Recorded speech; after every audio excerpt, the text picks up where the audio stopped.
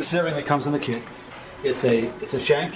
This is the faucet knob. This is the faucet. This is the plastic guard washer. The plastic guard washer. This is the shank, threaded shank. This is the shank nut. These are the mounting screws. You need 2 of those for the drip tray, the stainless steel drip tray, and you need 2 of those for the regulator. There's 2 holes in the top there. This is the coupler, and we'll talk more about that in a second. But this is the beer hose, and each end of the beer hose has got a metal nut on there, which requires 1 washer. This washer is shown here. This one is already attached, and there's 1 inside. There's 2 gas cartridges. There's a 1-inch hole saw with a bit in the center, and that'll get you going. Okay, so what you're going to need is a Phillips head bit, a 7/64 drill bit, a pair of safety glasses, of course, and an adjustable wrench, at least one that opens up to about 3/4 of an inch. We need the tape measure and the cup of coffee. Okay, so I know this looks complicated, but it's not. This is the coupler, and this is the part that's going to be touching the top of the beer keg. This is called the relief valve, and this is spring-loaded, and you just pull up on like that. That's really simple. This is the coupler handle. It's nice and short, so you can fit it in the small diameter 1/6 and 1/8 barrels. The gas hose is always going to be black, and that's always going to be attached to a regulator. When you receive this, everything is already attached, so it's very simple. The beer hose, that's attached right here, and there's always going to be a washer underneath here. If this ever leaks, you can just tighten it down. The lever that moves up and down like that. You can see I have to pull out this spring-loaded. When you let go and you lock it in that position, then that means you'll be engaged and the beer will start to flow up the hose. You undo it, it stops the gas from going in, and it stops the beer from moving out. All right, so this is the famous Leland gas regulator, and you'll be able to see how much pressure is going out of the gas line. And the way you adjust this regulator is you look down on it, so you can see this mark right here, and you would adjust this. That would be in the off position like that. And when you adjust this regulator, you will have to have the beer flowing. And what you're going to want to do is you're going to want to slightly open the knob. You'll see the gauge start to climb up. Don't rely on the gauge to adjust your beer. Do it by the flow. This is the inlet where the gas cylinder screws in. The gas cylinder has to seal off here, so when you turn it on, you have to turn it on tightly. Okay, so this is the mounting bracket, and this would attach to the inside wall of the refrigerator. And the screws that came with the unit, there's 4 of them. 2 of them for the drip tray, 2 of them for this. They go right in. They go right in the hole like that. And you'll actually be able to get to it with a screwdriver from the side a little bit. That's if you want to mount it. But you always have to remember that this regulator has to be upright at all times when the gas cylinder is installed. That's the most important part. Okay, so as we said before, this is the shank. And what you have to do is you have to get this nut off of there. And this is how you're going to install it. You're going to install it right in the hole, and you're going to tighten this up on the inside of the refrigerator. Okay, so here we are at the front of the fridge. And we're just going to pan down, and we're going to show we've already made some holes. We're not going to show you how to measure. We use blue tape because we like that. And now we're going to get the drill. Okay, so now we're talking about the inside of the refrigerator. And what we're trying to do is we're trying to find a place on the inside of the fridge where it makes sense. We've already marked off a spot because that's where we like it. There should be enough room between the door shelves. That's really important. And the surface has got to be flat so that the nut can rest flat against the inside of the door. You don't want to get it on a curved surface, otherwise it'll never set properly.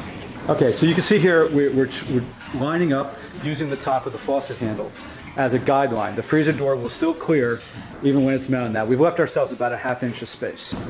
So you can see here that we would have really messed this up if we had used the same hole placement for this taller handle. Obviously, the freezer door will not open. So obviously, our refrigerator does not have a water or ice dispenser on the front of it. So we're going to go ahead and open the door and mark the spot where we want to drill.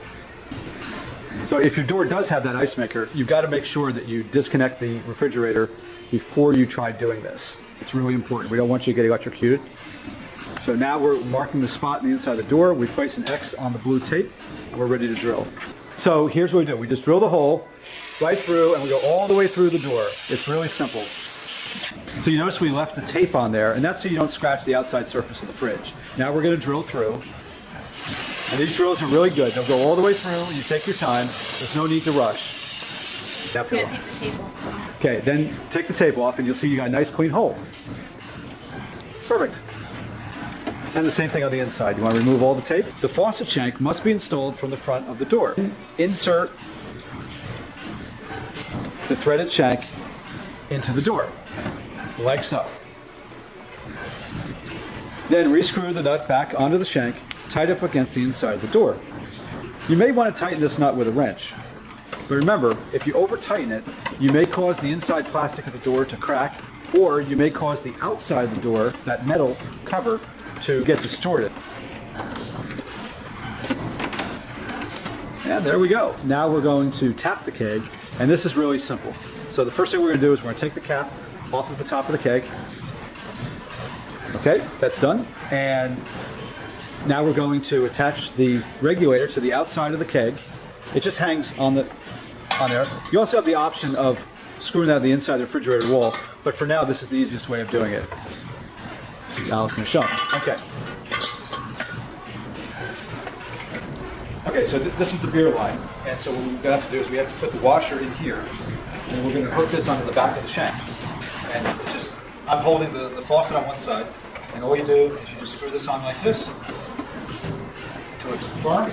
And again, I'm holding the knob on the other side so that the unit doesn't twist. Put this on, and I'm just making this firm. It does not have to be backwards. Okay, so here we're going to tap the keg. And tapping the keg is really easy. Because when this coupler goes in the top of the keg, it can only go in one way. And we're going to maneuver this around until we feel it get in there, and now it's stopped. It cannot rotate any further. At this point, I'm going to set this regulator on the edge of the keg like this. That's how it's meant to rest. You can play with it. You can move it around the other side, but basically it's going to hang on there. So what we're going to do now is we're going to push the handle down, and this pushes a ball on the inside of the keg. And you may even see some beer come up the line, and that's fine. Like that. That locks the coupler down, and it's behind, there's a detent right here. And that's locked down, and this is ready to go. And what we're going to do is we're going to pull on this ring here, which is going to relieve any excess pressure that's inside the keg. And you might hear a little noise, and that's it. You just relieve a little bit of pressure, and you're good to go. So the next step we're going to do is we're going to make sure that the regulator is in the off position. And again, we're looking at the diamond here and it lining up with the off. So this is off. It's counterclockwise, all the way is off. Next we're going to get a cylinder, and the cylinder will get this keg tapped. So your beer tap, fridge tap setup came with 2 of these gas cylinders. And each one of these cylinders can easily dispense one full keg. So always keep an extra one on hand. They're really easy to use. And you'll know if one's been used or not. You'll see if there's a puncture hole in the end of the cylinder. So to make these go, and these, by the way, these have very approved CO2 gas in them. All you're going to do is you're going to screw this in. Again, make sure it's off. You're going to screw it in until you feel the resistance. It's touching the piercing pin now. Now you just screw it in the rest of the way. It's done. It's pierced and it's ready to go. So now we're ready to tap the keg. All right, so here it is inside the refrigerator, and you can see everything fits very well. And what we're going to do next is we're going to start pushing the beer through the beer hose, and you'll actually see the beer come right up and come through that clear beer hose. And what's nice about this setup is you can close the refrigerator door and the hose will not get kinked. So we're going to go ahead and close that now and show you. It closes very easily. And there it is. The one thing we didn't do yet is put on the drip tray. We'll take a moment now and we'll do that. We've pre-measured location for 2 holes, about 6 inches under the faucet. And we think that's about right. Clearly you don't want to use the drip tray as a rest for your expensive beer sign. So we're going to go ahead and drill those holes and mount the drip tray. Okay, so now we're going to use a 7/64 drill bit. Going to clear through 1 hole.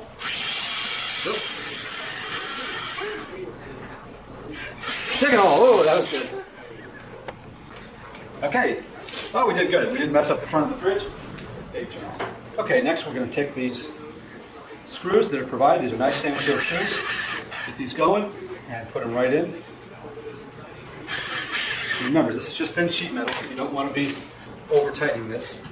And this hooks right on like that. If you want to tighten it up a little bit more, you can. But you also want to remember, you want to be able to take this off so you can clean it. And we are ready to pour.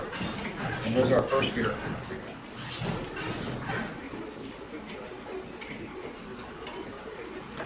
Very nice.